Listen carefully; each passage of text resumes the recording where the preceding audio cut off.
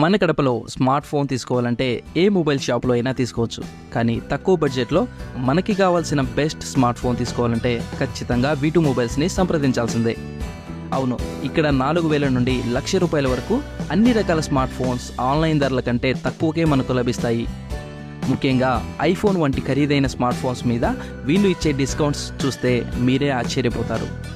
వీళ్ళ దగ్గర ఆకర్షణీయమైన అన్ని రకాల స్మార్ట్ ఫోన్స్ కొనుగోలు కొరకు బజాజ్, HDB వంటి అన్ని రకాల EMI ఆప్షన్స్ కూడా అందుబాటులో ఉన్నాయి. తక్కువ ధరలలో దొరికే సెకండ్ హ్యాండ్ మొబైల్స్ వీరి ప్రత్యేకత. మీ దగ్గరున్న మొబైల్కి ఎక్స్చేంజ్ ద్వారా కొత్త మొబైల్ తీసుకెళ్లే అవకాశం కూడా ఉంది. ఇంకో ముఖ్యమైన విషయం ఏంటంటే సెకండ్ హ్యాండ్ మొబైల్స్కి కూడా EMIలో తీసుకునే అవకాశం ఇక్కడ దొరుకుతుంది. మరెందుకు ఆలస్యం, వెంటనే నాగరాజుపేట అమ్మ హాస్పిటల్ ఎదురుగా ఉండే V2 మొబైల్స్కి వచ్చేయండి. సరికొత్త స్మార్ట్ ఫోన్ని తక్కువ ధరకే సొంతం చేసుకోండి. ప్రతి మొబైల్ కొనుగోలుపై ఆకర్షణీయమైన గిఫ్ట్ను కూడా పొందండి. కేవలం తెలంగాణ ఎన్నికల్లో లబ్ధి పొందాలనేటువంటి సంకుచిత రాజకీయ ప్రయోజనాల కోసం బ్రిజేష్ కుమార్ ట్రిబ్యునల్కు తిరిగి కృష్ణా జలాల కేటాయింపు పైన పునఃసమీక్ష చేసేటటువంటి వెసులుబాటును కల్పిస్తూ రీకాన్స్టిట్యూట్ చేసింది. దాన్ని రాష్ట్ర వ్యాప్తంగా రైతాంగము, రైతు సంఘాలు, అభ్యుదయవాదులు వ్యతిరేకించడం కూడా జరిగింది. అయితే ఈ పునఃసమీక్షకు సంబంధించినటువంటి దాంట్లో ఆంధ్రప్రదేశ్ రాష్ట్ర ప్రభుత్వం నిర్దిష్టమైనటువంటి విధానాన్ని మీరు ప్రకటించండి, మీరు చెప్పండి, మీ వాదనలు వినిపించండి అని చెప్పి పదే నోటీసులు జారీ చేస్తా ఉంది.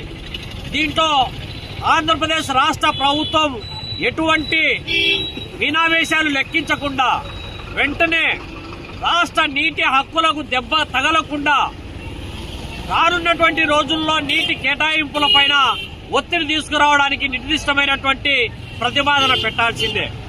అయితే ఇవాళ రాష్ట్రాలలో దేశవ్యాప్తంగా ఏర్పడినటువంటి నీటి వివాదాల చట్టం 1956 అనుసరించి కృష్ణానది నీటి వివాదాలపైన ఏర్పాటైనటువంటి బచావత్ ట్రిబ్యునల్ తీర్పు ప్రకారము 75% నీటి లభ్యత ఆధారంగా కృష్ణానదిలో 2060 TMCలు లభ్యమవుతాయి. వాటికి సంబంధించి ఆంధ్రప్రదేశ్, మహారాష్ట్ర, కర్ణాటక 3 రాష్ట్రాల మధ్య నీటి పంపిణీ చేసింది. మహారాష్ట్రకు 585 TMCలు, కర్ణాటకకు 734 TMCలు, ఉమ్మడి ఆంధ్రప్రదేశ్ కు 811 TMCలు.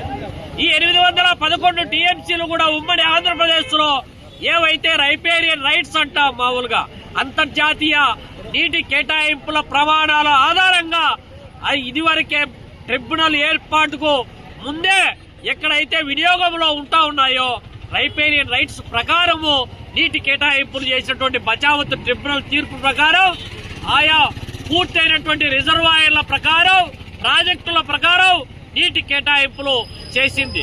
రాష్ట్ర విభజన అనంతరం కూడా విభజన చట్టంలో పూర్తి వివరాలతో కూడినటువంటి అంశాలను పొందుపరిచింది. ఏ రాష్ట్రానికి ఎన్ని నీళ్లు వస్తాయో, ఏ ప్రాజెక్టుల కింద ఎన్ని నీళ్లు వస్తాయో వాటిని వాడుకునే వెసులుబాటును విభజన చట్టంలో పొందుపరిచింది. అయితే తెలంగాణ ప్రభుత్వం మొదటి నుంచి వితండవాదం చేస్తూ ఒక పక్కేమో బచావత్ ట్రిబ్యునల్ తీర్పు ప్రకారం కేటాయించినటువంటి నీటిని పునఃసమీక్ష చేయాలంటుంది.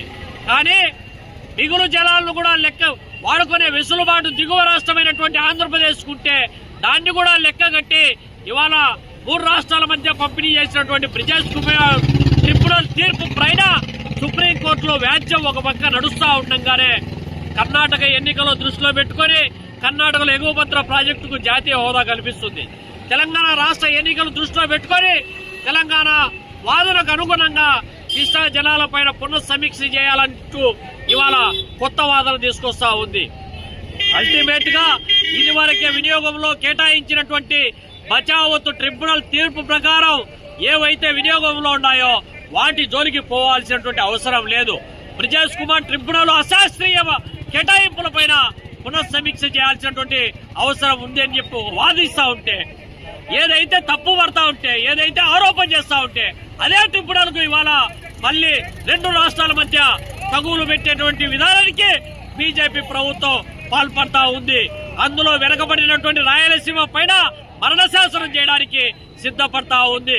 ఈ క్రమంలో ఈ రాష్ట్రంలో ఏర్పడినటువంటి ఎన్డీఏ కూటమిలో ఎవరైతే ఉన్నారో టీడీపీ, బీజేపీ, జనసేన, కేంద్రంలో వీళ్లపైన ఆధారపడి నడుస్తా ఉన్నటువంటి బీజేపీ పైన ఒత్తిడి తీసుకొని వచ్చి ఈ రాష్ట్ర వాటాలకు సంబంధించినటువంటి నీటి హక్కులు పరిరక్షించాలి, వెనుకబడిన రాయలసీమకు సంబంధించినటువంటి నీటి కేటాయింపుల్లో ఇవాళ ప్రథమంగా కేటాయించాల్సినటువంటి అవసరం ఉంది.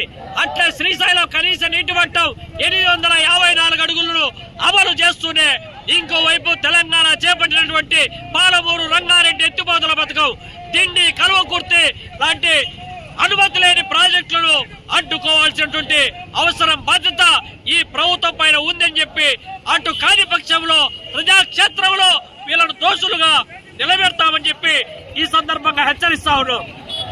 నరేంద్ర మోడీ సర్కార్ ఎలక్షన్లను సాకుగా చూపి తెలంగాణలో అక్కడ బీజేపీ ప్రయోజనం పొందాలని ఏపీకి తీవ్రమైన అన్యాయం చేస్తున్నటువంటి బ్రిజేష్ కుమార్ ట్రిబ్యునల్ను పునఃసమీక్ష చేయాలని నిర్ణయం తీసుకోవడము ఒక దుర్మార్గమైన చర్య. గత దశాబ్దాలుగా ఆనాడు ఆయా రాష్ట్ర అవసరాల రీత్యా ప్రకటించినటువంటి నీటి వాటాలను ఇప్పుడు ఒక స్వలాభాపేక్షతో ఆ రాష్ట్రంలో బీజేపీ ప్రయోజనం పొందాలని పునఃసమీక్ష చేయడం చాలా దుర్మార్గమైన చర్య. ఈ బ్రిజేష్ కుమార్ ట్రిబ్యునల్ పునఃసమీక్షను వెంటనే నిలిపివేయాలని ఆంధ్రప్రదేశ్ రైతు సంఘం డిమాండ్ చేస్తూ ఉంది. లేని పక్షంలో ఆంధ్రప్రదేశ్ రైతు సంఘం ఇతర ప్రజా సంఘాల ఆధ్వర్యంలో ఈ